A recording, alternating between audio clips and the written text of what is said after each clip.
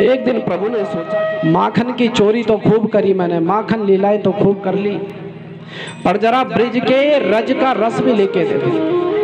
वृंदावन के हमारे वृंदावन का रस कैसा है। आज हमारे प्रभु वन में जाते हैं और एक मिट्टी का डला उठाते हैं और उस डेले को उठा करके अपने मुख में रख लेते हैं।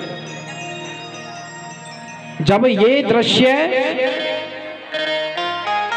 दाऊ जी महाराज देखते हैं तो बड़े भैया हैं, अपनत्वपन है इनके अंदर, सखा है।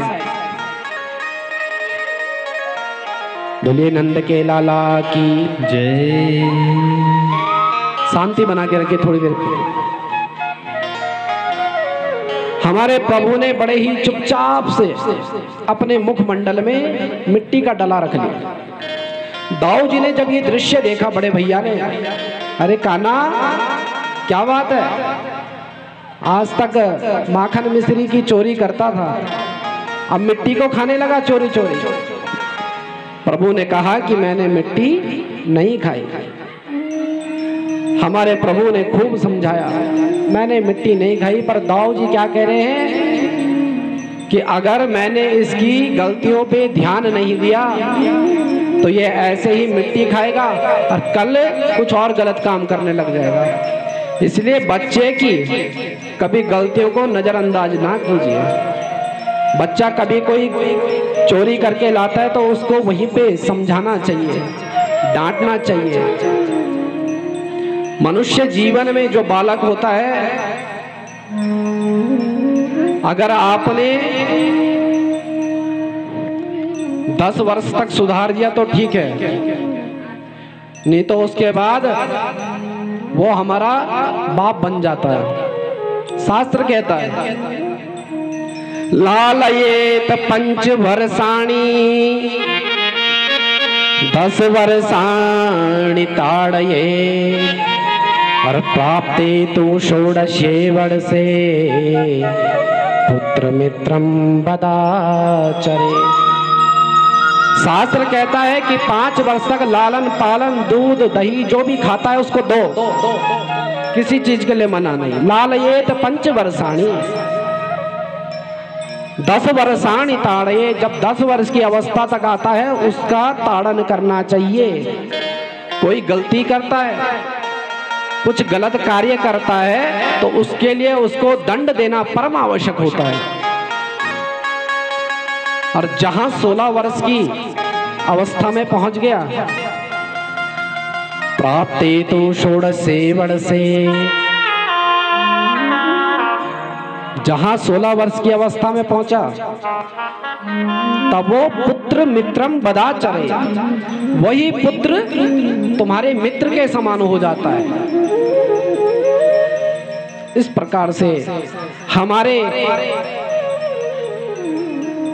दाऊ जी महाराज विचार करते हैं, कन्हैया से कहते हैं कि कृष्ण, अरे लाला पहले तो माखन मिश्री खाता था, अब चोरी करने लगा, किसकी? मिट्टी की।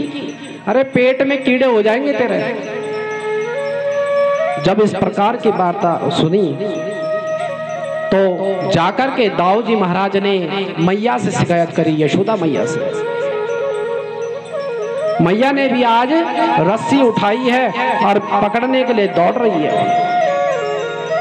कि कस्मान् मृदन मिदात्मात्मन भवाना भक्षितवान रहा वदंती तावका ये ते कुमारस्ते ग्रजो व्ययम्। ए अदांता, सच बोल कन्हैया, तूने मिट्टी खाई कि नहीं खाई? कन्हैया घबराए कि आज भैया पिटाई तो जरूर होगी, अगर हाथ लग गया तो।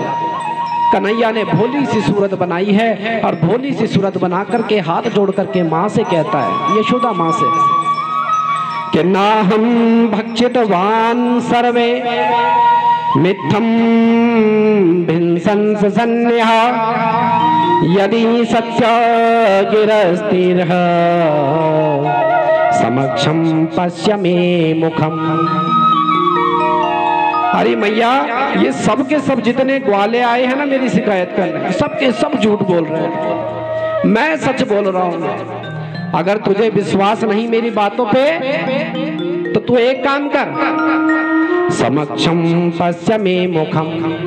अरे मैया, तू मेरे मुख में देख ले, तू इन पे विश्वास मत कर। मैया कहती है कि कन्हैया चल अपना मुख खोल के दिखा। अगर तू ही सच्चा है, तू ही सत्यवादी हरिश्चंद्र के औलाद है, तो तू ही आज मुख खोल के दिखा दे।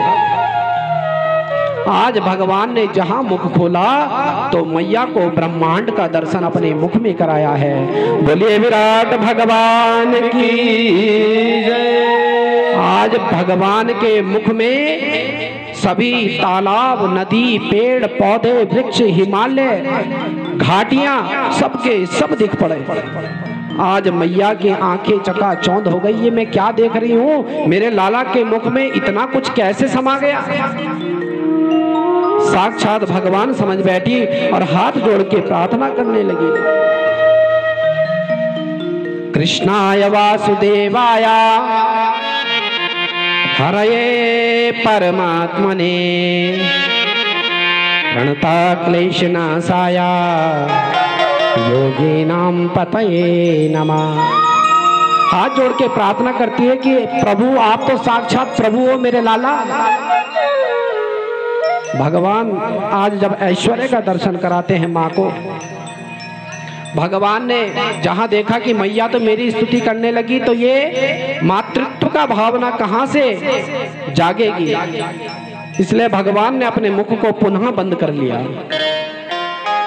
और माँ को कहने लगे कि अरे मैया क्या बात है, मुझे भूख लगी है, दूध पिला दे। अपनी माँ से कह रहे हैं। इस प्रकार से सारी भगवत्ता को भूल करके अब यशोदा मैया ने अपने लाला को अपने हृदय से लगाया और हृदय से लगाने के बाद सारी भगवत्ता को भूल गई। फिर से कहने लगी अरे मेरे दिमाग को क्या हो गया था, मैं अपने लाला के मुख में इतनी कुएं, तालाब, बावड़ी, पेड़ पौधे, वृक्ष, हिमालय, इतनी सारी चीजें कैसे मेरे लाला के मुख में समा सकता है भला। इस प्रकार से भगवान माँ का स्तनपान करते हैं। बोलिए बलभद्र भगवान की जय।